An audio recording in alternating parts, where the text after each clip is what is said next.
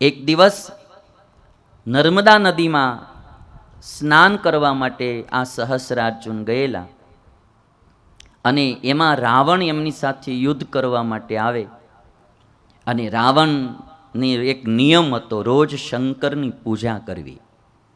વાલ્મીકી રામાયણમાં એમ લખ્યું છે કે રાવણ જ્યાં જાય ને ત્યાં શંકરને ભેગા લઈને જતો, શિવલિંગ ભેગું લઈને જતો. રાવણનો એક નિયમ હતો કે રોજ શંકરની પૂજા કરવી. એટલે આપણે આમાંથી આમ શીખ્યા જેવું તો ખરું કે જો ભારત દેશના અસુરોય રોજ ઉઠીને પૂજા કરતા હોય, દાનવોય પૂજા કરતા હોય, તો માનવોએ કરવી જોઈએ, રોજ એનો નિયમ. અને વળી પાછો જ્યાં જાય ત્યાં ભગવાનને ભેગા લઈને જવાના.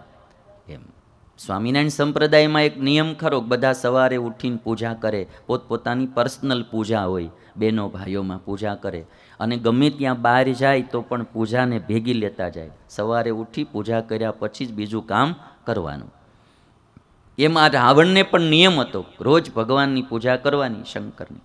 નર્મદા નદીને કિનારે આ સ્નાન કરવા સહસ્રાર્જુન ગયેલો ને રાવણ ત્યાં શંકરની પૂજા કરવા માટે બેઠો. એમાં સહસ્રાર્જુને સહસ્ર બાહુ આમ ફેલાવી નર્મદા નદીમાં અને એનો પ્રવાહ રોકાણો. ઉપર આમ પાછળ રાવણ પૂજા કરતો હતો ને પાણીનો ભરાવો થયો, એ રાવણ પાસે પોગ્યો. એટલે રાવણ કહે છે કે આ પ્રવાહ રોકનારો કોણ? તો કે એ જ સહસ્રાર્જુન. અને રાવણ એને મારવા માટે આવ્યો ત્યારે સહસ્રાર્જુને રાવણને પકડી અને કેદ બનાવી દીધેલો. પછી રાવણના બાપા અને એના બાપા આવ્યા ને એને બધાએ પ્રાર્થના કરીને છોડાવ્યો, ત્યારે રાવણ છૂટ્યો. એ રાવણ જેવા રાવણનું અભિમાન ઉતારનાર આ સહસ્રાર્જુન. રાવણનું અભિમાન બે જણાએ ઉતાર્યું. એક તો રામ તો છે જ, એ સિવાયના બે, એમાં એક આ સહસ્રાર્જુન અને બીજા વાલી, સુગ્રીવનો ભાઈ વાલી. વાલી સાથે યુદ્ધ કરવા માટે ગયો રાવણ.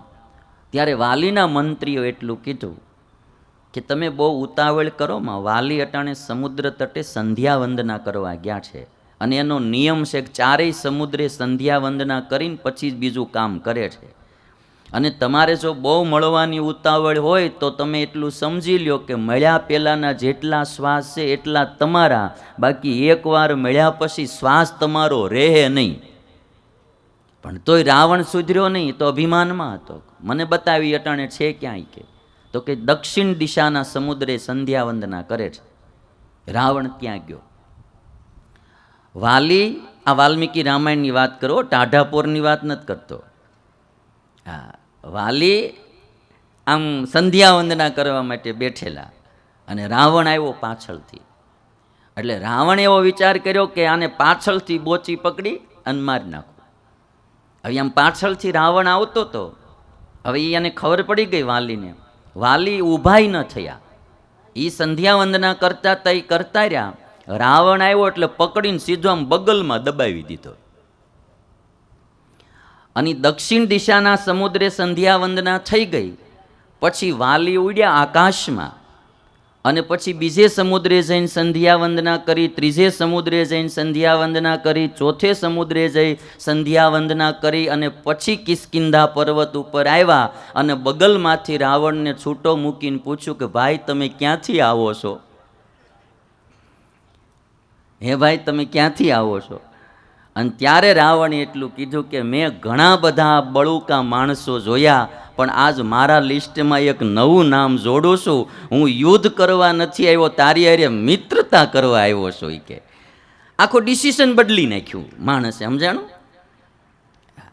પણ તો એટલો ડાયો રાવણ કહેવાય કે અમુક સમયે માણસને ડિસિઝન બદલતા આવડવું જોઈએ. કે એમ લાગે પરિસ્થિતિ હવે અટાણે બદલી ગઈ છે તો માણસને ડિસિઝન બદલતા આવડવું જોઈએ.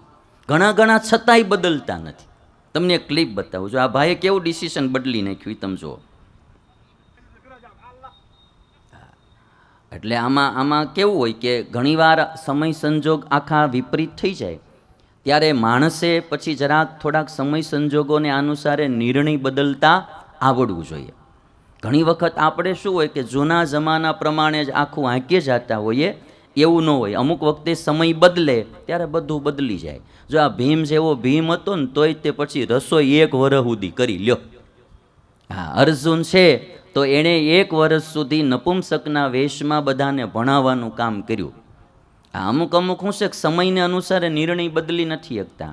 10 વર્ષ ઈવડા એ બિલ્ડર તરીકે જીવન જીવા હોય ને પછી બહુ મનો હાલતું ન હોય જમીનોમાં, તો પછી સાનું મનું ગમે ત્યાં ધંધે લાગી જવું જોઈએ. પણ પછી હવે તમે નવરા બેન સ્કૂટર ઉપર ને હોન્ડા ઉપર ને ગાડી ઉપર ટાઈમ બગાડ્યા કરી બરાબર નહીં. હવે ભાઈ સમય સંજોગ બરાબર નથી, ક્યાંક નોકરીએ લાગી જાય, ધંધે લાગી જાય. આ હું તમારું નથી કહેતો, આ હું અમારા વાળાનું કહું છું. અમારા વાળાનું એટલે અમારે સુરત બાજુ હમણાં 3 વર્ષથી આ ઠપ છે પણ કંઈ કામ ન કરે. પછી નવરા બેસીને એક આદત પડી જતી હોય છે નવરું બેઠું બેઠું ખાવાની. માણસને જોવું જોઈએ, સમય સારો હોય ત્યારે એ રીતે, ન સારો હોય તો તરત બીજું કામ કરવું જોઈએ. કૃષ્ણ ભગવાન 17 વખત જરાસંધને પરાજિત કર્યો અને 18મી વખત જરાસંધ આવ્યો એટલે ભગવાને ખેખટિયા કરીને ભાગ્યા. એ કે આનું મોત ભીમના હાથે લખ્યું છે, આપણે ખોટું બળ ન કરવું જોઈએ. એટલે કૃષ્ણ ભગવાનનું આવું કામ હો, જ્યાં લડવું પડે ત્યાં લડી લેવું, ભાગવું પડે ત્યાં ભાગી બી જવું. એ રણ છોડીને કૃષ્ણ ભાગ્યા તેદુનું એનું નામ પડ્યું રણછોડ રાય કી.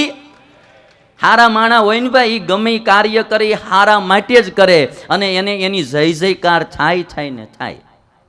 પછી એમાં બહુ અમુક જગ્યાએ વાયડા ન કરાય. આમાં રામદેવ બાબા નો દિલ્હીમાં બાયુને કપડાં પહેરીને ભાગી ગયા. અથવા પકડાઈ જાય ને પૂરાય ને હવે એને પુરાવા દેતા કેટલી વાર લાગે, તો યોગા કોણ બીજી દી કરાવે?